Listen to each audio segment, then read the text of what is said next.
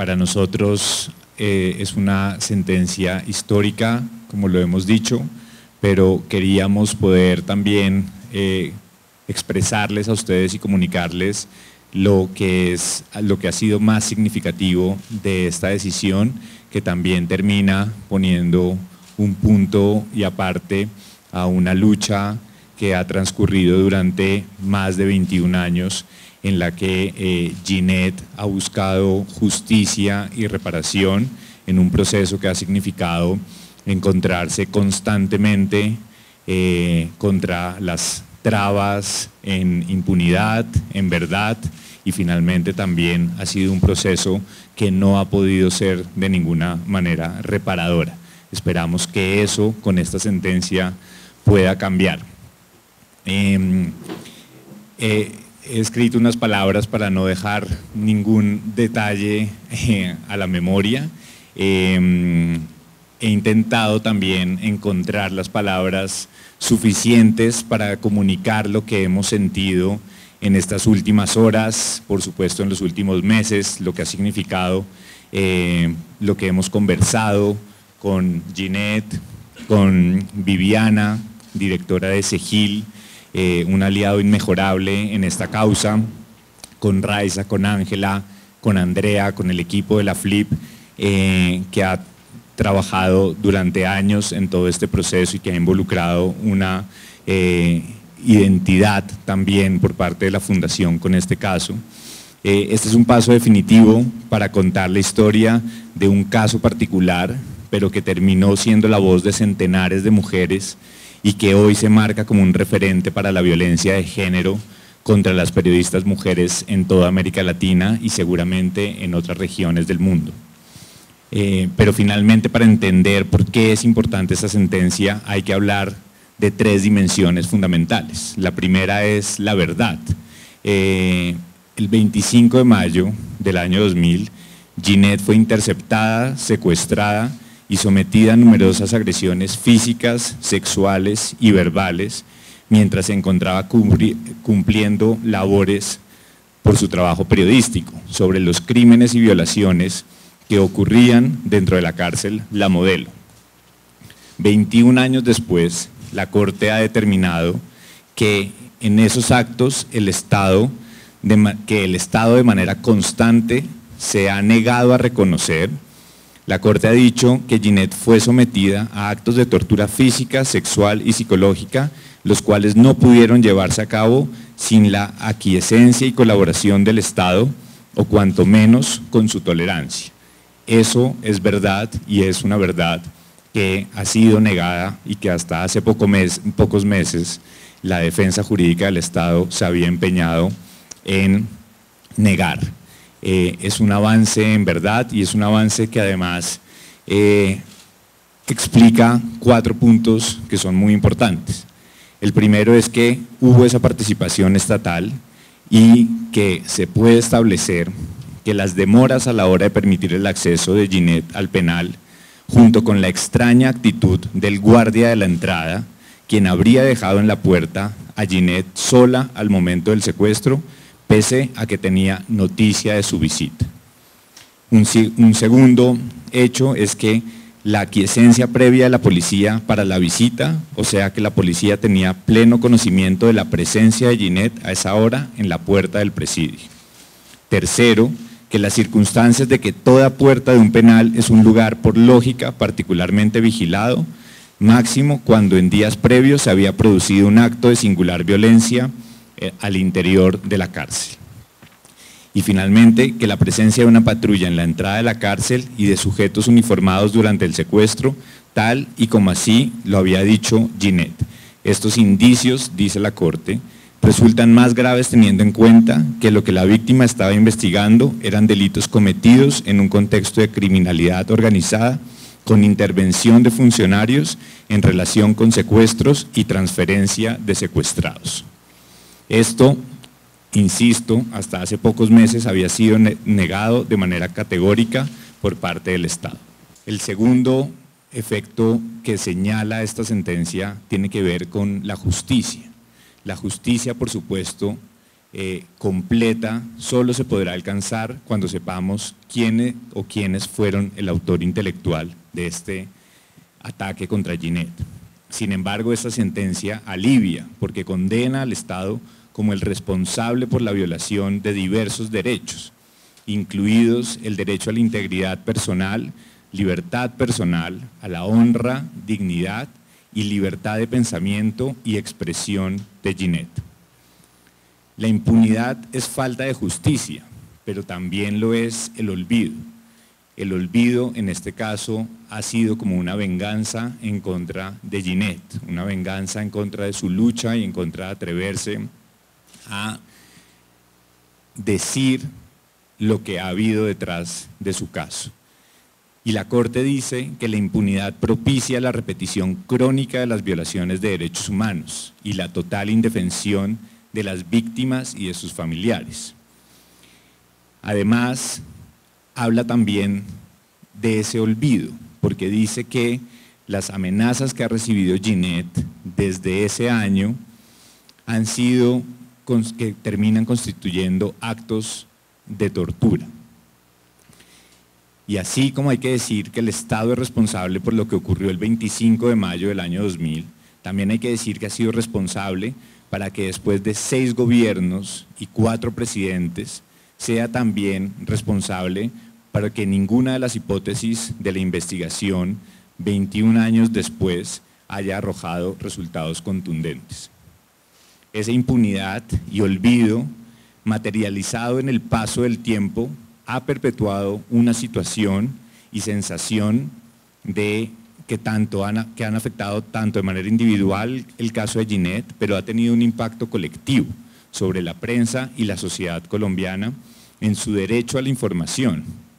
y así como en otras personas que han ejercido durante este tiempo el periodismo. Y finalmente, y seguramente el punto más reconfortante o que termina también de cerrar lo que se busca es la reparación. Y las acciones que ordena son dignificantes, no solo para Ginette, sino que representa también una esperanza para las miles de víctimas de violencia sexual durante el conflicto armado colombiano.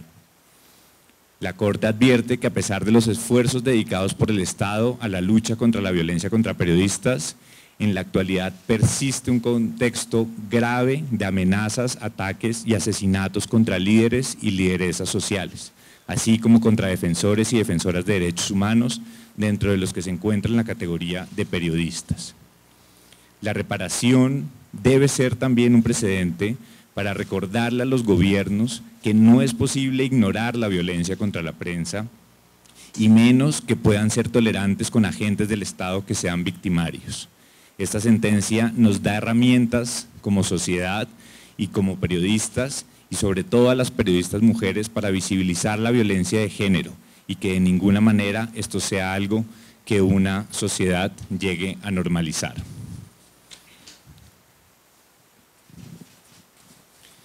Finalmente, la intención de la Corte es desarrollar una política integral para la protección de los y las periodistas,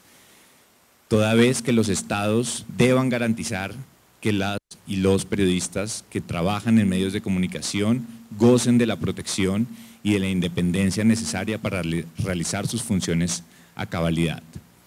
De ninguna manera podemos permitir que la implementación de esta sentencia caiga en acciones burocráticas del Estado o que busque algo distinto a su propósito de reparar y de esa manera pagar en buena parte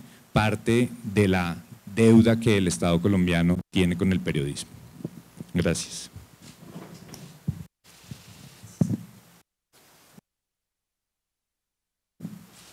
Bueno, muy buenos días. Mi nombre es Viviana Kristisevich y soy la directora del CEGIL, que es una de las organizaciones que acompaña desde lo legal a Ginette Bedoya en esta lucha por el reconocimiento de la verdad y por quebrar algunas de las dinámicas de indiferencia, de olvido, de impunidad frente a la violencia sexual referida a las mujeres víctimas de violencia en el conflicto armado colombiano y también frente a las periodistas. La sentencia que acaba de emitir la Corte Interamericana es realmente una sentencia histórica porque es la primera vez que la Corte Interamericana trata el tema del uso de la violencia de género y en particular de la violencia sexual para inhibir el trabajo de las mujeres periodistas. La utilización de la violencia sexual como un instrumento de silenciamiento. Y la Corte no solo se refiere y subraya los hechos que sufrió Ginette y que ustedes bien conocen, sino también relata y recoge a través de lo que plantea Ginette en su testimonio, en su trabajo en la campaña No es hora de callar y en la prueba que le allega a la Corte Interamericana, las dimensiones sociales de esta violencia de género y el impacto que tiene silenciando a las mujeres periodistas, inhibiéndolas, autocensurándolas, y también el impacto que tiene sobre todos los periodistas y las periodistas en Colombia. Entonces, el desarrollo que hace la Corte Interamericana en su jurisprudencia no solo es notable por los estándares que avanza, sino también por el contexto que rescata de Colombia y las reparaciones que establece en virtud del reconocimiento de lo que ocurrió con Ginette, pero también de las deudas que tiene el Estado de Colombia con todas las y las periodistas y con las víctimas de violencia sexual en el conflicto armado colombiano. Y es por eso que la sentencia es realmente una sentencia emblemática que aporta en función de el desarrollo de la verdad, la búsqueda de justicia, pero también con medidas muy atinadas y que intentan quebrar estas dinámicas de indiferencia, de olvido y de impunidad que han rodeado a muchos de los distintos tipos de violencia que sufren las mujeres periodistas, los periodistas en Colombia y las víctimas de violencia sexual en el conflicto armado. Entonces la Corte rescata las medidas de justicia y no solo la justicia frente a la violencia sexual, sino frente a la impunidad, frente a todos estos actos que permiten que se reproduzca la discriminación, la exclusión y la injusticia. Y pide que se investigue a aquellos que amenazaron, a aquellos que han estado vinculados de manera directa desde distintos estamentos del Estado, tanto a los hechos de violencia como a la denegación de justicia. Y establece una serie de medidas que son medidas inéditas, pero que están basadas en las conclusiones sobre el contexto y la perpetuación de situaciones de violencia y de impunidad en Colombia, ¿no? Y en particular, la Corte retoma algunos de los pedidos que nosotros consideramos más osados y ambiciosos y de Ginette y en el litigio interamericano y ordena establecer un centro de memoria que permita trabajar, visibilizar la situación de violencia sexual en el conflicto armado respecto a las mujeres, pero también a las mujeres periodistas. Establece un fondo, que es un fondo para respaldar a las mujeres periodistas, prevenir la violencia, que sea complementario a los mecanismos ya existentes. No es que la Corte pide que se le dé más plata a la ONP o a algunos de los organismos que ya tiene el Estado para dar algún tipo de respuesta, sino que pide que haya medidas específicas y complementarias sobre ese tema. Pide también capacitaciones sobre temas de discriminación. Bueno, y es por eso que nosotros consideramos que esta sentencia es una sentencia única, que es una sentencia justa y que es una sentencia que le va a dar herramientas a Ginette,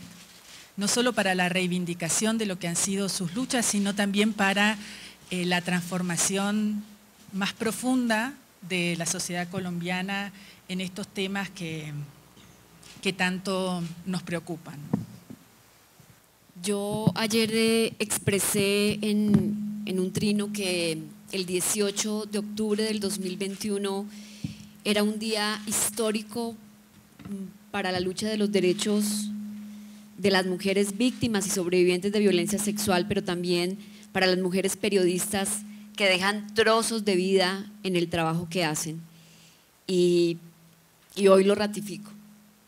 Es un momento histórico para quienes hemos entregado parte de nuestra vida a buscar justicia, a reivindicar derechos, pero sobre todo a hacerle entender a un Estado que transformar las realidades de una sociedad depende de todos, no solamente de quienes buscamos justicia. Y creo que este es el momento más oportuno para agradecer a quienes creyeron en mí y creyeron en el trabajo que se derivó de ese fatídico 25 de mayo del año 2000. Y primero tengo que agradecerle a Jorge Cardona porque él me salvó la vida. Era mi jefe en El Espectador, era el editor judicial. Y si Jorge no le hubiera avisado a la fiscalía que yo estaba desaparecida, hoy seguiría desaparecida. Así que a Jorge Cardona y a toda la familia del Espectador, a una redacción que le tocó afrontar una de las peores violencias en toda su historia, este es un reconocimiento también para ellos. Y es un momento de reivindicar también el trabajo del periodismo investigativo y el periodismo que ha liderado esa casa editorial. Andrés Morales era el director de la FLIP cuando decidió rescatar mi caso de las cenizas, cuando decidió convencer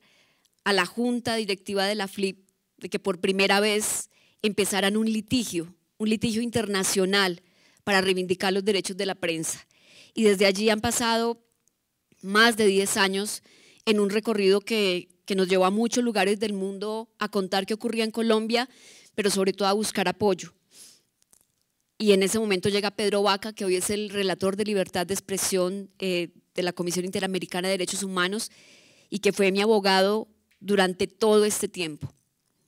Él se luchó este caso, lo batalló, creyó en él,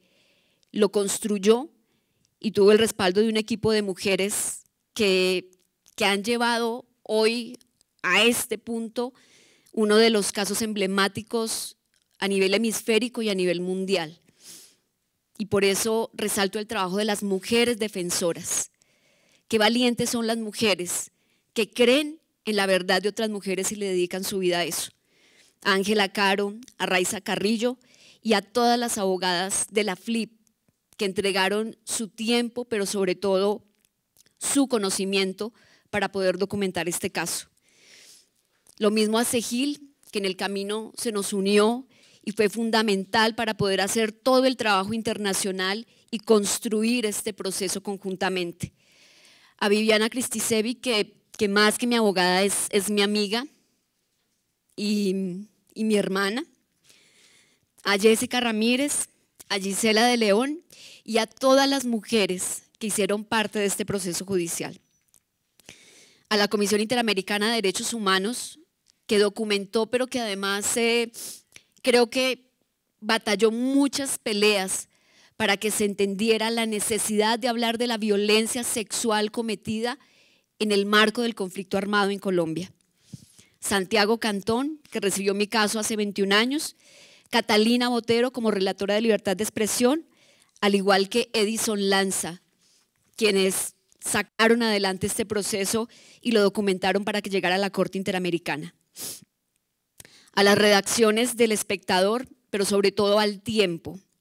porque el Tiempo creyó que apoyar no es hora de callar, era necesario para hablar de la violencia de género en este país. El Tiempo apoyó desde su nacimiento a la campaña No es hora de callar, una campaña que hoy, por orden de la Corte, se convierte en un centro de memoria para este país.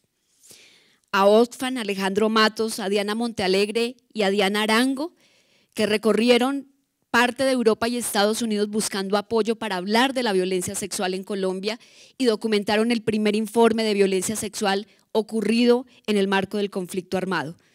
Así como todo el respaldo que recibimos de Oxfam, de las embajadas de Estados Unidos, de Reino Unido y a ONU Mujeres,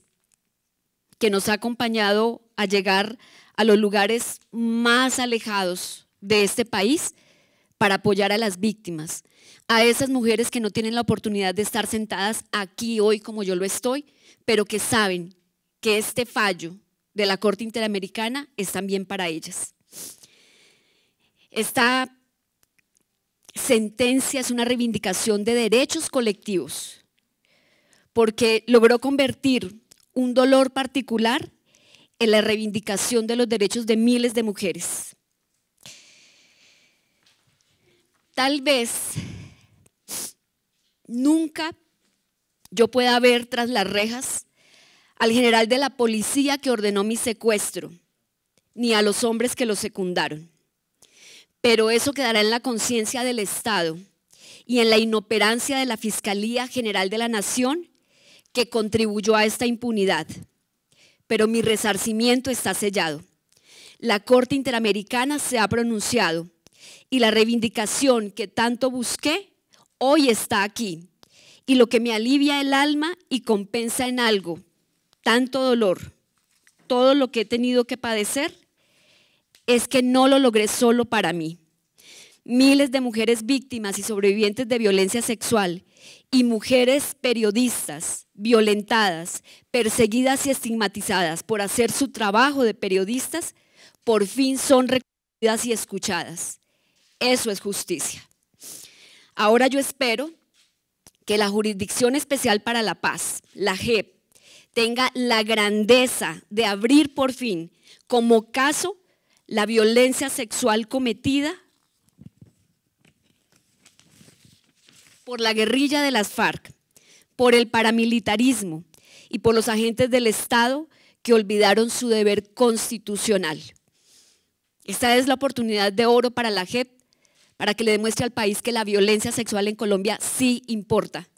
y que la guerrilla de las FARC cometió los crímenes más atroces en los cuerpos de las mujeres que hacían parte de sus filas, pero también de miles de mujeres civiles, que el paramilitarismo acabó con gran parte del tejido social de este país a través de la violencia sexual y que cayó y silenció a decenas de mujeres periodistas por el simple hecho de hacer su trabajo.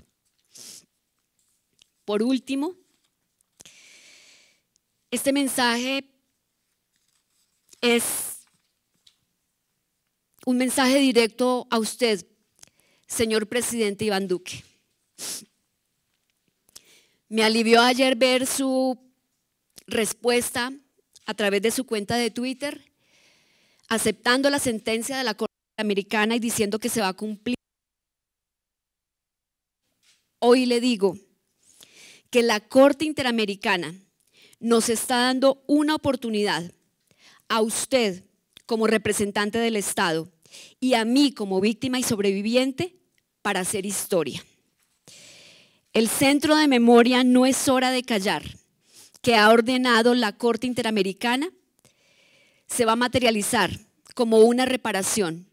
pero quiero recordarle que ese centro va a ser el único en el mundo que esté dedicado a la memoria de las víctimas de violencia sexual. Este será el primer lugar creado para hablar y dignificar y enfocarnos en el daño que genera la violencia sexual, pero también para darle herramientas y respaldo a las mujeres que hacen periodismo. Yo le invito que en el menor tiempo posible